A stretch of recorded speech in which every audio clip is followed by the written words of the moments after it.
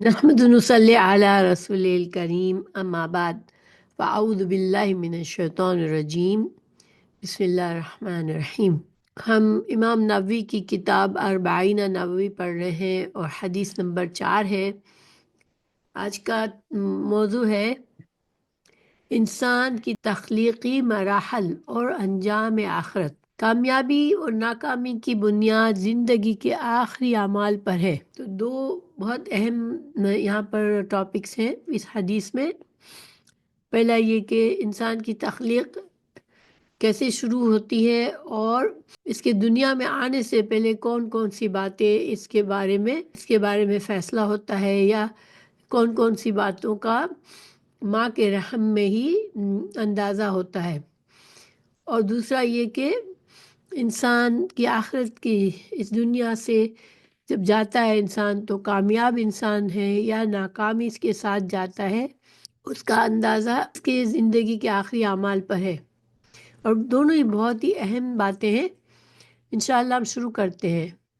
عن ابی عبد الرحمن عبد اللہ بن مسعود رضی اللہ عنہ قال حدثنا رسول اللہ صلی اللہ علیہ وسلم وهو الصادق المصدوق ان احدکم یجمع خلقه فی بطن امه 40 یوما نطفہ ثم يكون علقة مثل ذلك ثم يكون مضغة مثل ذلك ثم يرسل إليه الملك فينفخ فيه روح ويؤمر بأربع كلمات بكتاب رزقه وأجله وعمله وشقي أو سعيد فوالله الذي لا إله إلا غيره إن أحدكم ليعمل بعمل أهل الجنة حتى ما يكون بينه وبينها إلا ذراع فيسبق عليه الكتاب فيعمل بعمل أهل النار فيدخلها وإن أحدكم ليعمل بعمل أهل النار حتى ما يكون بينه وبينها إلا ذراع فيسبق عليه الكتاب فيعمل بعمل أهل الجنة فيدخلوها رواہ البخاری والمسلم۔ ابو عبد الرحمن سیدنا عبداللہ بن مسعود رضی اللہ عنہ سے روایت ہے، وہ کہتے ہیں صادق و مصدوق رسول اللہ صلی اللہ علیہ وسلم نے ہم سے بیان فرمایا، تم میں سے ہر ایک کی تخلیق کیوں ہوتی ہے کہ وہ والدہ کے پیٹ میں 40 دن تک نطفے کی صورت میں، اس کے بعد اتنے ہی روز تک جمے ہوئے خون کی صورت میں، اس کے بعد اتنے ہی روز گوشت کے لوتھڑے کی صورت میں رہتا ہے۔ بعد ازاں اس کی طرف ایک فرشتہ بھیجا جاتا ہے، وہ آ کر اس میں روح پھونکتا ہے اور اسے اس پیدا ہونے والے کے متعلق 4 باتیں، یعنی کہ اس کا رزق، اس کی عمر، اس کا عمل اور اس کے بدبخت یا نیک بخت ہونے کے متعلق لکھنے کا حکم دیا جاتا ہے۔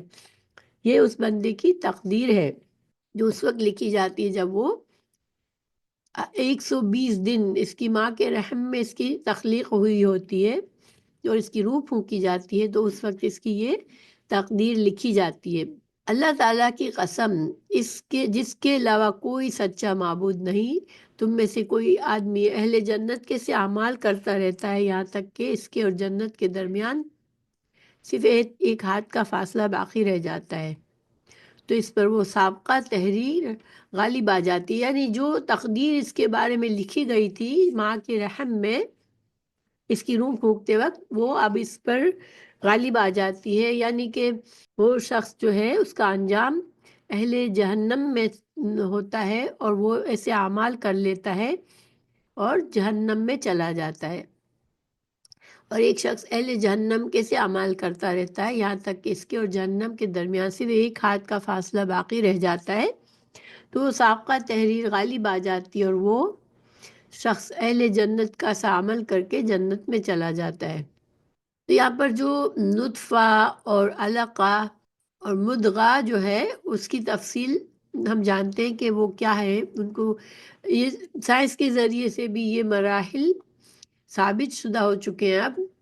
تو نطفہ اس بہنے والے پانی کی قسم کا ہوتا ہے، علقہ جمع ہوا خون جو خشک ہوا نہ ہوا ہو، چونکہ وہ خون رحم کے ساتھ چمٹا اور لگا ہوا ہوتا ہے، اس لیے اس کو علقہ کہتے ہیں۔ پھر مدغہ گوشت کا اتنا سا ٹکڑا جسے چبانا ممکن ہو، اور اس کی جمع مدق آتی ہے۔ اجل سے کیا مراد ہے؟ مدت عمر، وہ شخص، وہ بچہ کتنے عمر اس کو دی جائے گی۔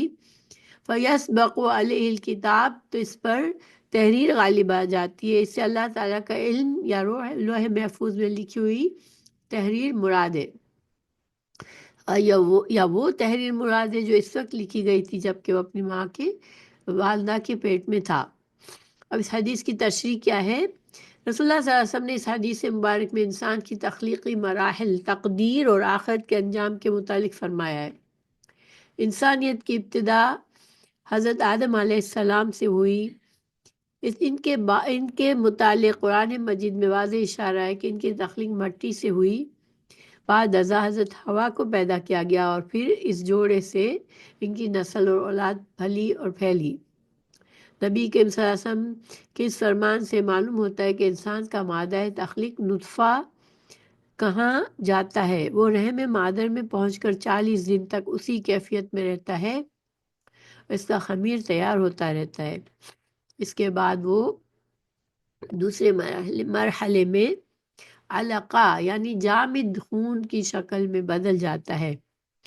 یہ حالت بھی صرف 40 دن کے لیے ہوتی ہے۔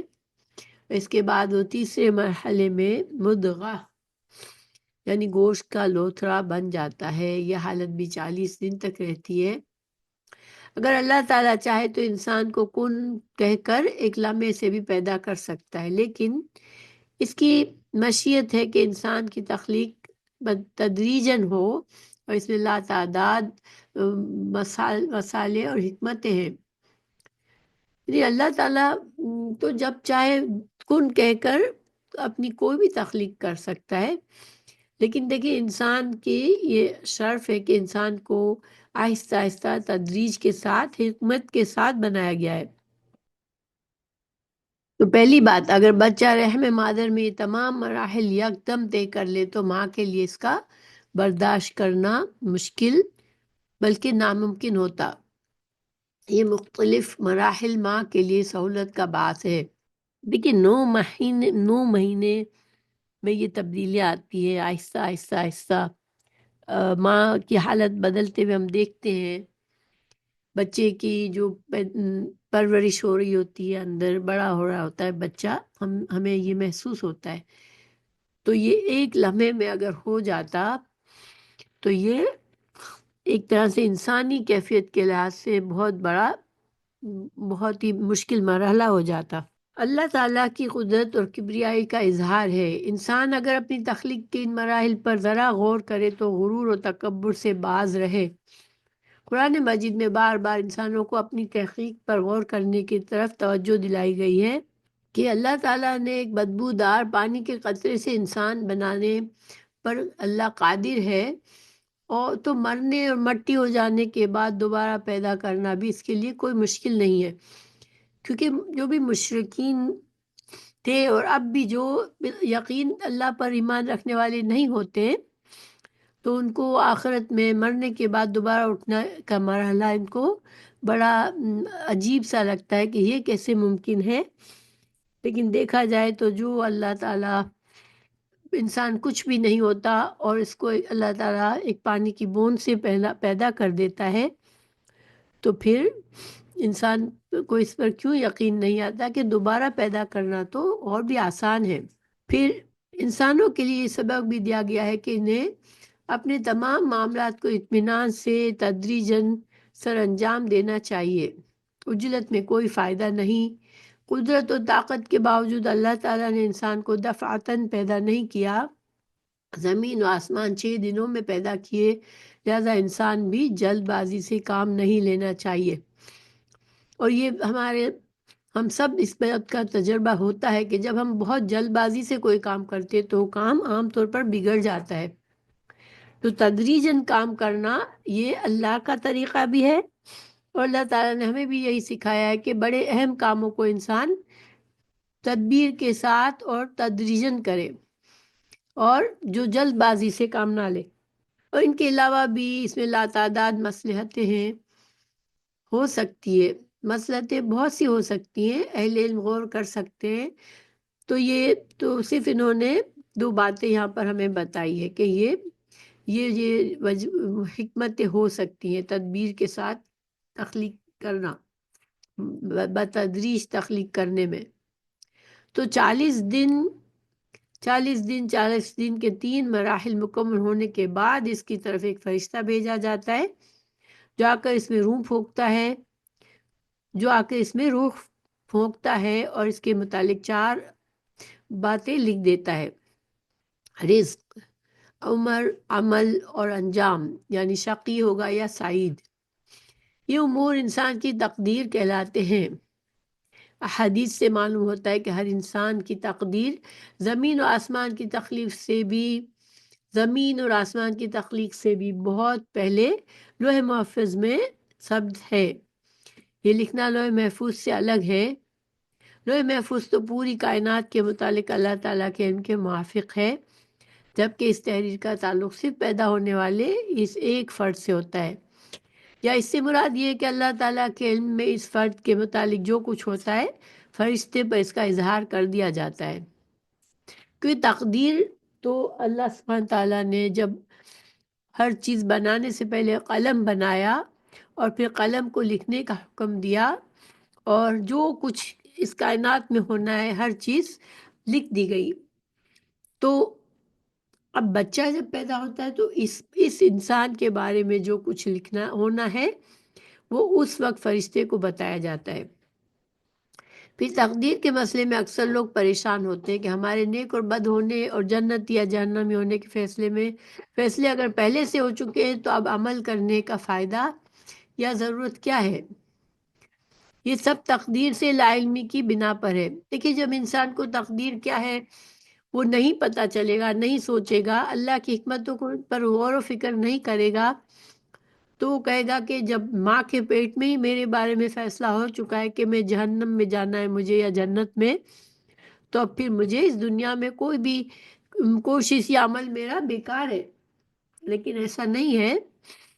تقدیر جو ہے وہ اللہ تعالیٰ کا علم ہے، ٹھیک ہے؟ اللہ تعالیٰ اپنے کامل علم کی روشنی میں ہر انسان کے بارے میں پہلے سے جانتا ہے کہ یہ شخص کس قسم کے اعمال کرے گا اور اس کا انجام کیا ہوگا۔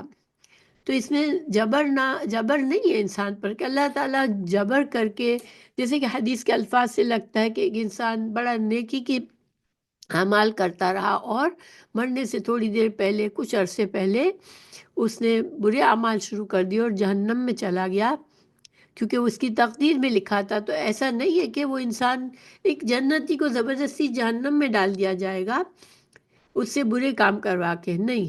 مطلب یہ ہے کہ اللہ تعالیٰ کو معلوم ہے کہ جو اختیار اللہ نے دیے ہیں بندوں کو، اب اس اختیار کو استعمال کر کے بندہ کیا کرے گا۔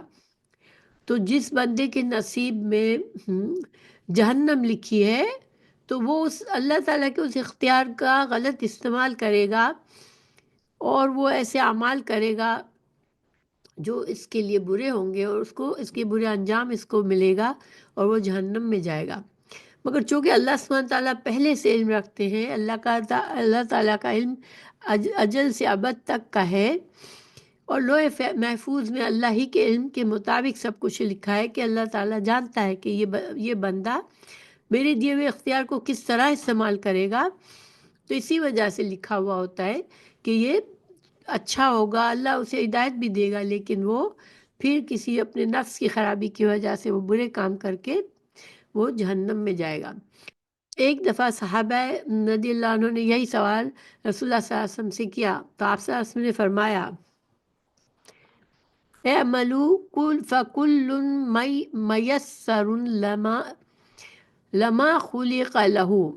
اے عملو، یعنی تم عمل کرو، تمہارا کام کیا ہے؟ تم عمل کرو دنیا میں، تم اچھی نیت، اچھے ارادے کے ساتھ کوشش کرتے رہو اور اپنے اعمال جو بھی تمہیں اچھی توفیق ملے کرتے رہو. فَكُلٌّ مَيَسَّرٌ لَمَا خُلِقَ لَهُ، لیکن ہر انسان کو اللہ تعالیٰ آسانی کر دیتا ہے، اس عمل کی توفیق مل جائے گی. ہر ایک کو اس عمل کی توفیق مل جائے گی جس کے لیے اسے پیدا کیا گیا ہے. یعنی کہ اس کا کیا مطلب ہے؟ دیکھیں، انسان جو ہے، پہلی بات یہ کہ اللہ کے اذن سے کچھ بھی، اذن کے بغیر کچھ بھی نہیں ہوتا. انسان کا برا ارادہ بھی ہے، انسان برائی کرنے کی کوشش بھی کرتا ہے، لیکن وہ برا کام اگر اس کو نہیں ہونا تو وہ برا کام نہیں ہوگا. گھر سے انسان چوری کے ارادے سے نکلتا ہے، پوری تیاری سے کر کے نکلتا ہے، لیکن وہ چوری میں کامیاب نہیں ہوگا اگر اس چوری کا ہونا اللہ تعالیٰ کے اذن میں نہیں ہے. لیکن اس کا یہ مطلب نہیں کہ چور نے جس نے ارادہ کیا، کوشش کی، پلاننگ کی اور پھر ناکام ہوا چوری میں، تو اس نے کچھ برا نہیں کیا. ٹھیک ہے، اس نے تو اس کو تو اس کی نیت اور کوشش کے مطابق برے عمل کا اس کو لکھ دیا جائے گا اس کے لیے. تو بعض اوقات انسان برا چاہتا ہے دوسروں کا اور برا کرنا چاہتا ہے، کسی کو نقصان دینا چاہتا ہے، کسی کو مار دینا چاہتا ہے، کسی کی حق تلفی کرنا چاہتا ہے، یا کوئی بھی برا کام کرنا چاہتا ہے. لیکن اگر اللہ سبحانہ تعالیٰ کے حکمت اور اللہ کے اذن میں نہیں ہے یہ کام ہونا، تو اللہ تعالیٰ اس سے وہ کام کی توفیق اسے نہیں دے گا. یعنی اس سے وہ کام سرزد نہیں ہو سکے گا، وہ ناکام ہوگا اپنے برے ارادے میں. مگر چونکہ انسان نے ارادہ کیا، پلاننگ کی، کوشش کی، تو پھر اس کی ناکامی اور کامیابی سے پھر فرق نہیں پڑے گا. اس کو اس کے برے ارادے اور اس کی وجہ سے، کوشش کی وجہ سے اس کو برا اجر ملے گا، اس کو برائی کا بدلہ ملے گا. تو دیکھیں کہ اسی طرح نیکی کا ہے کہ نیکی بعض اوقات انسان بہت چاہتا ہے، بہت کوشش کرتا ہے، کوئی اچھا کام کرنا چاہتا ہے، اس کی خواہش ہوتی ہے، مگر وہ اس کام میں کامیاب نہیں ہوتا ہے، ایسا بھی ہوتا ہے. تو اس کا یہ مطلب نہیں ہے کہ اس کو اس کے اچھے ارادے، اچھی کوشش کا کوئی اجر نہیں ملے گا.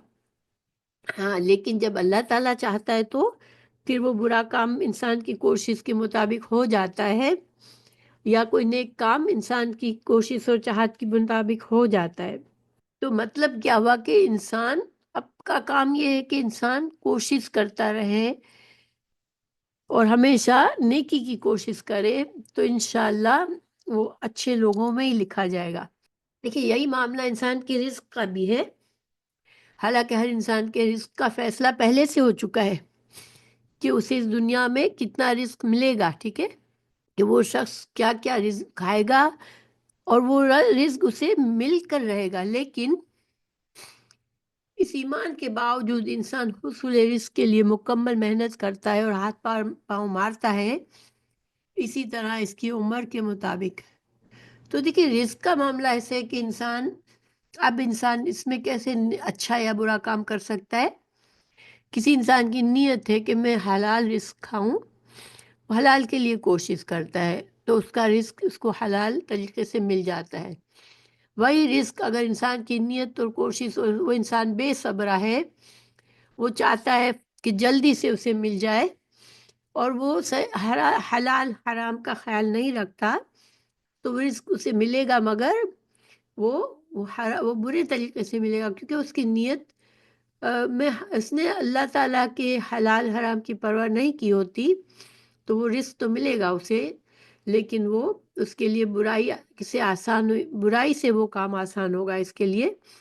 اس کا رزق کا حصول جو ہے وہ غلط طریقے سے اس کے لیے اس میں آسانی ہوگی. تو ایمان کے باوجود انسان حصول رزق کے لیے مکمل محنت کرتا اور ہاتھ پاؤں مارتا ہے. انسان کو دنیا سبب کے اس پہ بنی ہے. اسباب کا اختیار کرنا اور کوشش کرنا، محنت کرنا، یہ انسان کے لیے ضروری ہے. کھانا ہمارے سامنے پڑا ہے، اگر ہم ہاتھ اٹھا کے منہ میں نہیں ڈالیں گے تو کھانا خود سے ہمارے منہ میں نہیں پہنچ جائے گا. چونکہ یہ دنیا اسی طرح بنائی گئی ہے کہ ہمیں اپنی کوشش اور محنت کرنی ہے.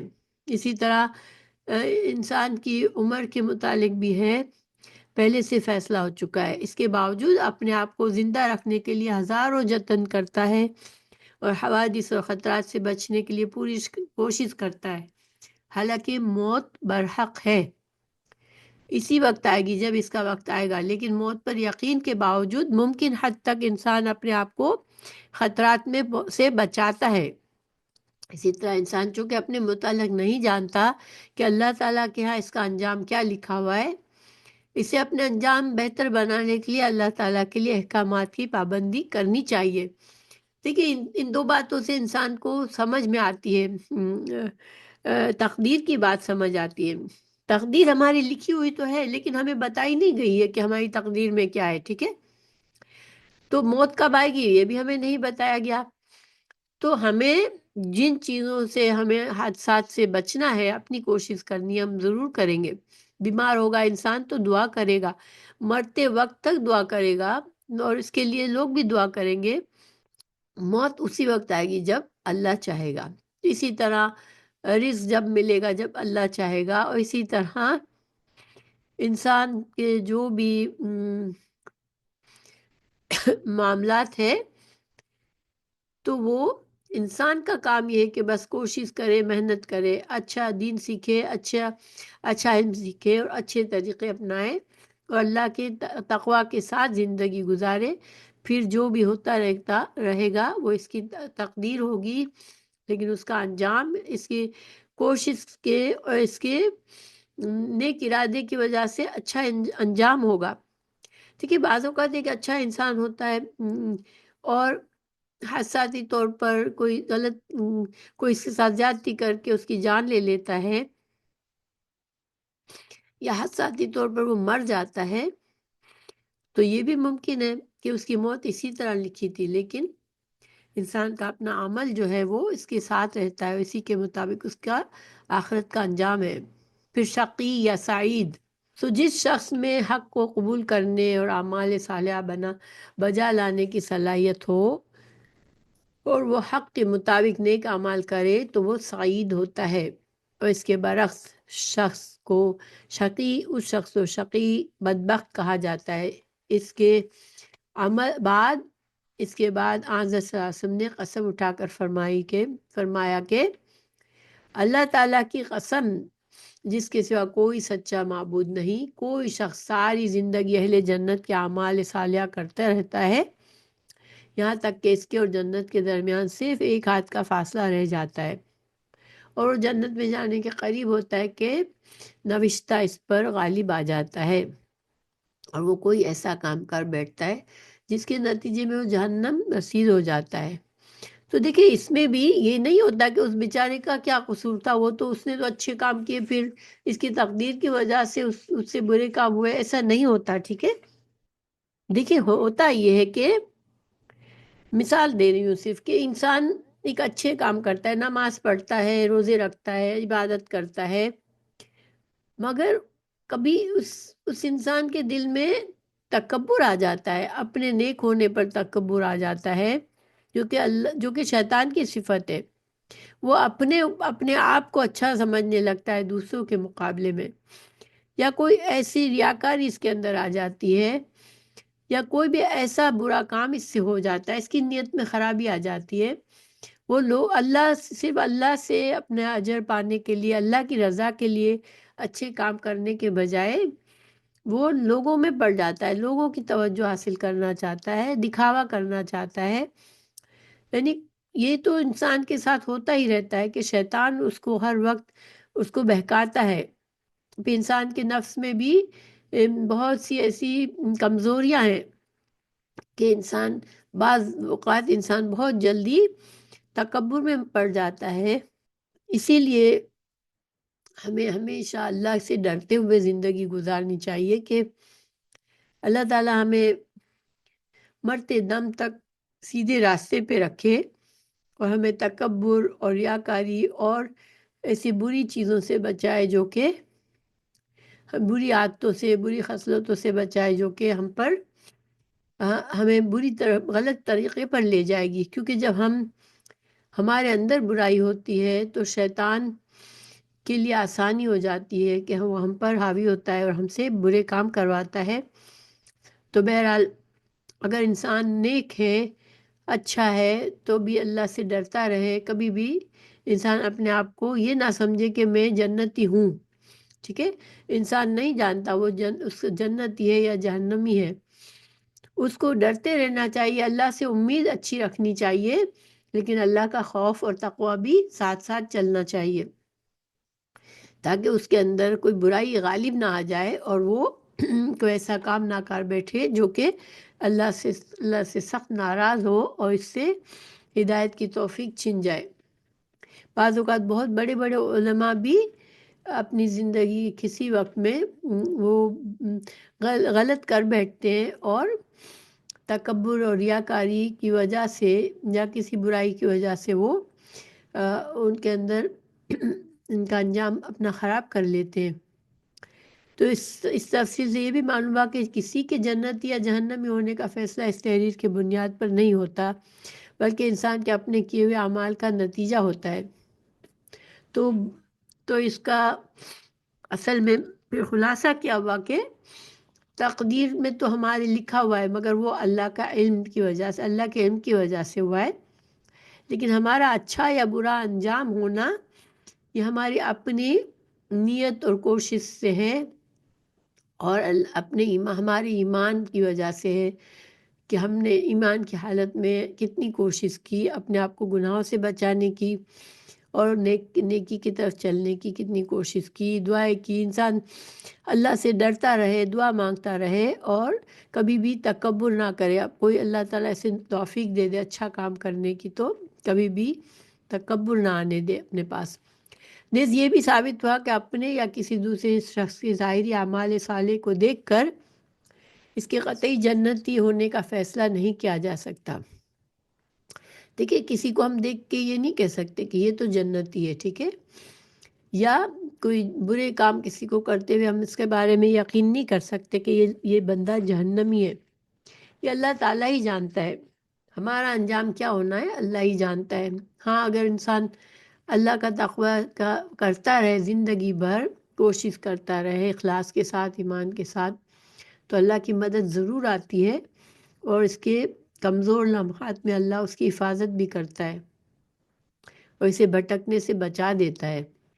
کوئی کل کیا کرے گا یہ کسی کو نہیں پتہ ہوتا۔ آئندہ کل یا اگلے لمحے ہم کیا کرنے جا رہے ہیں ہمیں نہیں پتہ، اور ہم سے کیا سرزد ہو سکتا ہے ہمیں نہیں پتہ۔ اس وجہ سے انسان دوسروں کے بارے میں یا اپنے بارے میں قطعی فیصلہ یا قطعی علم نہیں رکھ سکتا کہ کس کا انجام کیا ہونا ہے۔ اور پھر دیکھیں، انسان گنہگار، انسان توبہ کر لیتا ہے اخلاص کے ساتھ، اور پھر نیک عمل کر کے اپنے رب کو راضی کر لے، تو پھر اس کا خاتمہ بالخیر ہوگا، زندگی کے آخری لمحے تک نیکی یا بدی کا پانسا پلٹ سکتا ہے۔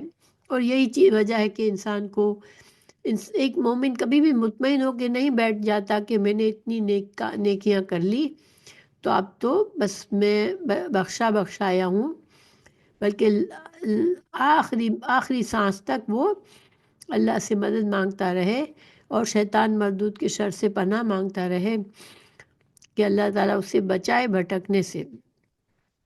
تو اس حدیث میں نیک اعمال کی ترغیب ہے کہ شاید یہی زندگی کا آخری لمحہ ہو۔ اسی طرح گناہوں سے نفرت دلائی گئی ہے کہ نامعلوم یہ وقت زندگی کا آخری لمحہ ہو اور گناہ کرتے ہوئے موت آ گئی تو انجام بخیر نہ ہو۔ اور ہمیں دعا بھی مانگنی چاہیے کہ اللہ ہمارا انجام اچھا کرے، ہمارے تمام کاموں کا معاملہ اچھی طرح ختم ہو، کیونکہ انسان کو اپنی موت کا کوئی علم نہیں کب آ جائے گی، اس لیے اسے ہر وقت اس کی فکر ہونی چاہیے، اور کبھی توبہ کرنے کے لیے انتظار نہ کرے، یا کبھی اس نیت سے گناہ نہ کرے کہ گناہ کے بعد میں توبہ کر لوں گا، کیونکہ یہ توبہ کی توفیق ملنا، اس کی مہلت ملنا، یہ بھی اللہ ہی کے ہاتھ میں ہے۔ اسی لیے نبی کریم صلی اللہ علیہ وسلم نے اس دعا کی تعلیم دی، یا مقلب القلوب ثبت قلبی علی دینک، اے دلوں کو پھیرنے والے اللہ میرے دل کو دین پر ثابت رکھ۔ اور ایک اور دعا ہے، یا مصرف القلوب ثبت قلبی علی طاعتک، مسند احمد میں ہے یہ حدیث: اے دلوں کو پھیرنے والے، اللہ میرے دل کو اپنی اطاعت پر ثابت رکھ۔ اور قرآن مجید میں مسلمانوں کو دین اسلام کی سلامتی کے لیے دعا سکھائی گئی ہے: ربنا لا تزغ قلوبنا بعد اذ ہدیتنا وہب لنا من لدنک رحمہ انک انت الوہاب۔ سورہ آل عمران آیت نمبر 8۔ اے ہمارے رب، جب تو نے ہمیں ہدایت سے سرفراز کیا تو اس کے بعد ہمارے دلوں کو ہدایت سے نہ موڑ اور ہمیں اپنی رحمتوں سے نواز، بے شک تو بے حد حساب عطا فرمانے والا ہے۔ یہ دعا ہر نماز میں یا نماز کے بعد ضرور کرنی چاہیے۔ دعا ہے کہ اللہ تعالیٰ ہم سب کا خاتمہ ایمان پر رکھے۔ تو مومن جو ہے، اس کا نتیجہ کیا ہے اس حدیث کا، کہ ہر لمحہ ایک مومن کوشش اس کی کبھی نہیں چھوڑتا اور کبھی بھی گناہ کا کام اس نیت سے نہیں کرتا کہ میں گناہ کے بعد توبہ کروں گا، یا کبھی بھی توبہ میں دیر نہیں کرتا۔ کوئی بھی اس گناہ ہوا تو فوراً توبہ کر لے انسان، اور اللہ تعالیٰ سے ہمیشہ انسان مغفرت طلب کرے اور ہمیشہ اللہ کی حفاظت مانگے۔ اور یہ جو دعائیں ہیں وہ بہت اہم دعائیں ہیں، اس کو انسان پڑھتا رہے۔ آمین۔ اللہ سبحانہ تعالیٰ ہم سب کا انجام خیر پر کرے، آمین، اور جہنم کی آگ سے بچائے۔ تو تھوڑا سا تقدیر کے بارے میں اور باتیں سمجھتے ہیں۔ تو ایک لمبی حدیث کا یہ ٹکڑا ہے: رفعت الاقلام وجفت الصحف، جس کا مطلب ہے کہ قلم سوکھ گئے اور اخبارات اٹھا لیے گئے۔ تو جب لوح محفوظ میں قلم نے لکھ لیا جو اللہ سبحانہ تعالیٰ نے چاہا، تو اس کے بعد اس کی سیاہی سوکھ گئی، یعنی کہ اب یہ تقدیر کا نوشتہ لوگ کیا ہونے والا ہے قیامت تک، انسان کب پیدا ہوگا، کتنا جیے گا، کب کیا کرے گا، تو یہ ساری ہماری تقدیر جو ہے اس میں لکھ دی گئی۔ اب تقدیر کیا ہوتی ہے؟ دیکھیں، تقدیر جو ہے لغت کے اعتبار سے اندازہ کرنے کو کہتے ہیں، تو جبکہ شرعی اصطلاح میں اعتبار سے تقدیر اللہ تعالیٰ کے اس علم اور فیصلے کو کہتے ہیں جو اس کائنات اور اس کی تمام مخلوقات کے بارے میں اس کے وجود میں آنے سے پہلے طے کیا جا چکا ہے۔ یعنی کہ کائنات کے وجود سے بہت پہلے تقدیر لکھ دی گئی تھی۔ پھر تقدیر کی دو قسمیں ہیں، ایک تو تقدیر مبرم اور دوسرے تقدیر معلق۔ تو پہلی قسم تقدیر مبرم ہے، یہ آخری فیصلہ ہوتا ہے جس کو اللہ تعالیٰ کے حکم سے لوح محفوظ میں لکھ دیا جاتا ہے اور اس میں تبدیلی ناممکن ہے۔ تو یہ جو رفعت الاقلام اور جفت الصحف کا یہی مطلب ہے کہ اب وہ نوشتہ لکھ لیا گیا، لوح محفوظ میں سب کچھ لکھ دیا گیا، اب اس میں کوئی تبدیلی نہیں آئے گی۔ تو اس میں یعنی جس سیاہی سے تقدیر کا فیصلہ لکھا جا چکا ہے وہ سیاہی اور صحیفے خشک ہو چکے ہیں، یعنی اب اس فیصلے میں کوئی تبدیلی نہیں ہو سکتی۔ تو اس کو تقدیر مبرم کہتے ہیں۔ جو باتیں کائنات کی، انسانوں کے بارے میں جو کچھ بھی لکھ دیا گیا، جو اب وہ کبھی نہیں چینج کیا جائے گا، اس کو تقدیر مبرم کہتے ہیں۔ دوسری قسم کی ہے قضائے معلق کی ہے۔ اللہ تعالیٰ کی طرف سے وہ وعدہ ہے کہ اگر کوئی بندہ چاہے تو ہم اس کے نیک عمل اور دعا کے ساتھ ہی اس کی تقدیر بھی بدل دیں گے۔ اور جیسے کہ ہم یہ بلیو کرتے ہیں کہ دعاؤں سے تقدیر بھی بدل جاتی ہے۔ تو یہ کون سی تقدیر ہے؟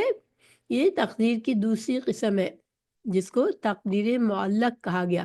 تو انسان دنیا میں جو کچھ بھی کرتا ہے یا کرے گا، خواہ اس کا تعلق تقدیر مبرم سے ہو یا تقدیر معلق سے، وہ سب اللہ تعالیٰ کے علم اور تقدیر میں ہے۔ اللہ تعالیٰ سے مخفی کچھ بھی نہیں اور تقدیر سے بھاگنا بھی نہیں ہے، یعنی کوئی انسان اپنی تقدیر سے بھاگ نہیں سکتا، لیکن انسان مجبور اور بے بس بھی نہیں ہے۔ اس لیے کوشش اور اچھی تدبیر اختیار کرنے کے ہم مکلف ہیں۔ اللہ تعالیٰ نے اپنی مرضی سے انسان کو عمل کا اختیار دیا ہے اور اس اختیاری عمل کا وہ اللہ کے سامنے جواب دہ ہے۔ رہی یہ بات کہ انسان کی زندگی سے متعلق ہر چیز کی تفصیل اور اس کی زندگی کا ایک ایک لمحہ لکھا ہوا ہے اور اس کی کیفیت کیا ہے، یہ ایک راز ہے جس کی تہہ میں گھسنے کی کوشش خود کو تھکانے اور عاجز کرنے کے سوا کچھ نہیں ہے۔ ہم اس کے مکلف ہیں کہ ہم ایمان رکھیں کہ جو کچھ بھی خیر یا شر ہے وہ سب اللہ کے علم میں ہے، سب اللہ تعالیٰ کی طرف سے ہے، اور مسلسل اعمال اور اصلاح اعمال میں لگے رہیں۔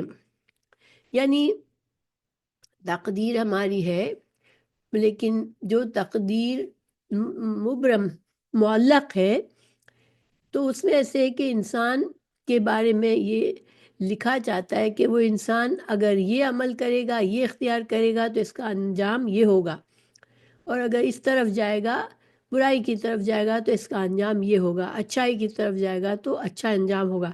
یعنی ہمیں جو اختیار دیا گیا ہے وہ بے مقصد نہیں ہے، ہمارے اختیار سے ہی ہم جو اعمال کرتے ہیں، انسان اپنے کانشیسلی فیصلہ کرتا ہے کہ مجھے اللہ کا فرمان بردار ہونا ہے۔ ہر قدم پر اسے دو راہیں ہوتی ہے، چاہے اللہ کی بات مان کر خیر کا راستہ کرے، اختیار کرے، یا شر کا، اور پھر اسی کے لحاظ سے اس کا آخری انجام ہوگا۔ حضرت علی رضی اللہ عنہ سے کسی شخص نے تقدیر کے بارے میں سوال کیا تو آپ رضی اللہ عنہ نے فرمایا، یہ اندھیری راہ ہے، اس پر مت چلو۔ اس شخص نے دوبارہ سوال کیا تو فرمایا، گہرا سمندر ہے، اس میں مت داخل ہو۔ اس نے تیسری بار سوال کیا تو حضرت علی نے فرمایا، اللہ کا راز ہے جسے اللہ تعالیٰ نے تجھ سے مخفی رکھا ہے، لہذا اس کی تفتیش اور جستجو میں مت پڑو۔ دیکھیے، دیکھا جائے ہر انسان کچھ نہ کچھ کرتا رہتا ہے دن بھر رات میں، مگر اس کو صحیح معنوں میں وہ کبھی یقین سے نہیں کہہ سکتا کہ میں کل یہ کروں گا۔ کوئی انسان یہ نہیں جانتا ہوتا کہ وہ تھوڑی دیر میں کیا کرنے والا ہے یا اس سے کیا سرزد ہوگا، کل کیا کرے گا۔ ارادے اور انسان کی پلاننگ تو ہوتی ہے، مگر اس کی پلاننگ پوری ہوتی ہے نہیں، یہ صرف اللہ ہی جانتا ہے۔ تو یہ غیب کا علم ہے، انسان کی تقدیر۔ حدیث میں رسول اللہ صلی اللہ علیہ وسلم نے تقدیر کا ذکر فرمایا، جس کا خلاصہ یہ ہے کہ انسان کی تقدیر بالآخر اس پر غالب آتی ہے۔ تو صحابہ کرام رضی اللہ عنہ نے عرض کیا، حضور صلی اللہ علیہ وسلم، پھر عمل کی حاجت، یعنی پھر عمل کرنے کی کیا ضرورت ہے؟ اگر ہماری تقدیر ہم پر لکھی ہوئی ہے تو رسول اللہ صلی اللہ علیہ وسلم نے فرمایا، یعنی صحابہ نے کہا، پھر تو ہم تقدیر پر ہی بھروسہ اور تکیہ نہ کریں، یعنی جو ہونا ہے وہ ہو جائے گا، اللہ نے جو لکھا ہے وہ ہو جائے گا، پھر ہم کیوں عمل کریں؟ رسول اللہ صلی اللہ علیہ وسلم نے فرمایا، نہیں، عمل کرتے رہو، کیونکہ ہر ایک کے لیے وہ راستہ اور طریقہ آسان کر دیا جاتا ہے جس کے لیے وہ پیدا کیا گیا ہو۔ یعنی مسلسل نیک عمل کیے جاؤ، امید ہے کہ اسی حالت میں موت آ جائے، اور جب خاتمہ بالخیر ہو گیا تو انسان کا بیڑا پار ہو گیا۔ تو یعنی کہ انسان یہ نہ کہے کہ اللہ نے جو تقدیر میں لکھا ہوا ہو وہ ہوگا، بلکہ اپنی پوری کوشش کرتا رہے نیک اعمال کی، پھر اگر اسی حالت میں اس کی موت آ جائے گی تو انشاءاللہ اس کا خاتمہ بالخیر ہے۔ دیکھیے، بعض لوگ محنت نہیں کرتے لیکن پھر کام بگڑ گیا تو کیا کہتے ہیں، چلو تقدیر میں یہی لکھا تھا، مگر یہ بات بھی صحیح نہیں ہے۔ انسان کو اللہ نے جو اختیار دیا ہے، جو صلاحیتیں دی ہے، تو اسے اچھی باتوں کو اختیار کر کے اچھے اعمال کرنے کی کوشش ضرور کرنی ہے۔ سورہ رعد میں اللہ تعالیٰ نے ارشاد فرمایا، یمحو اللہ ما یشاء ویثبت وعندہ ام الکتاب۔ تو اس آیت کا کیا مطلب ہے؟ کہ اللہ تعالیٰ جو چاہتا ہے، اس کو جس چیز کو چاہتا ہے مٹا دیتا ہے، جس کو باقی رکھتا ہے۔ تو دیکھیے، اللہ سبحانہ تعالیٰ ہر چیز کا مالک ہے، ٹھیک ہے؟ اگر اللہ چاہے تو وہ اپنے کسی بھی فیصلے کو کسی بھی وقت بدل سکتا ہے، اور معجزات اور کرامات یہ سب اللہ کے اختیار میں ہے۔ جس طرح کہ کوئی حکم ہے اللہ تعالیٰ نے جب تک چاہا اس کو باقی رکھا اور جب چاہا منسوخ کر دیا۔ قرآن میں بھی ناسخ اور منسوخ آیات ہیں، تو یہ اللہ کا معاملہ ہے اور اللہ تعالیٰ ہی کو اس کا اختیار ہے کہ اللہ کون سی چیز کو مٹانا چاہتا ہے، کون سی چیز کو رکھنا چاہتا ہے، اور اسی میں انسان بندوں کے لیے امید کا دروازہ ہے کہ چاہے حالات کتنے بھی برے نظر آئے لیکن اللہ پر بھروسہ کرنے سے حالات بدل سکتے ہیں۔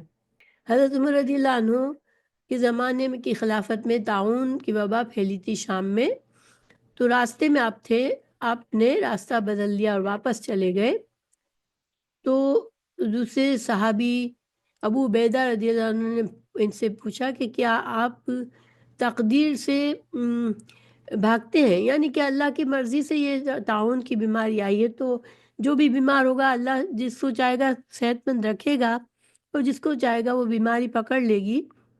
تو حضرت عمر رضی اللہ عنہ نے جواب دیا کہ میں اللہ کی قضا سے اس کی قدر کی طرف بھاگتا ہوں۔ تو یعنی کہ دیکھیں دوسری احادیث سے ہمیں پتہ چلتا ہے کہ ایسی کوئی بیماری پھیلی ہوئی ہو تو اس ایریا اگر اس جگہ سے ہم باہر ہیں تو ہم اندر نہ جائیں، اگر اس جگہ میں ہے تو ہم وہاں سے باہر نہ جائیں۔ تو یہ چیزیں ہمارے لیے موجود ہیں، اور اللہ انسان کو ہر حال میں اپنا عمل ضرور کرنا چاہیے اور اللہ سے امید اچھی کرنی چاہیے، اور پھر اس کے بعد جو نتیجہ ہو اس کو انسان قبول کر لے، یہی تقدیر پر یقین ہے۔ اور ایک مومن کے لیے تقدیر پر ایمان لانا ضروری ہے، اور تقدیر کے اچھے اور برے ہونے پر بھی ایمان لانا ضروری ہے، یعنی اللہ تعالیٰ کی تمام طے کردہ باتوں پر خواہ وہ اچھی ہوں یا بری، میٹھی ہو یا کڑوی، ایمان لانا ضروری ہے۔ لیکن چیزوں کا اچھا ہونا یا برا ہونا جو یہ ہماری سوچ کے اعتبار سے، ہم بیمار ہو جاتے ہیں تو ہم سمجھتے ہیں کہ ہمارے ساتھ برا ہوا، کوئی حادثہ ہوا تو ہم سمجھتے ہیں برا ہو گیا، اور کوئی اچھی چیز مل جاتی ہے تو ہم سمجھتے ہیں اچھا ہوا، لیکن کون سی چیز ہمارے لیے اچھی ہے آخرت کے اعتبار سے وہ اللہ ہی جانتا ہے۔ تو انسان کے ہماری جو مخصوص دنیا کے معاملات ہیں وہ سارا ہمیں وہ ساری چیز نظر نہیں آ رہی ہے کہ کوئی چیز ہوئی اس کا انجام آخرت کے لحاظ سے اور دنیا میں آئندہ ہمارے مستقبل کے لحاظ سے کیا ہونا ہے۔ اس لیے انسان کو جو کچھ بھی ہو رہا ہے اللہ کی طرف سے اس پر یقین اور صبر کرنا چاہیے، اور اپنی دعا اور اپنا عمل اور اپنی کوشش جاری رکھنی چاہیے جس چیز کو ہم برا سمجھتے اس سے بچنے کے لیے۔ تو یہ تھوڑی سی تفصیلات تھی تقدیر کے بارے میں۔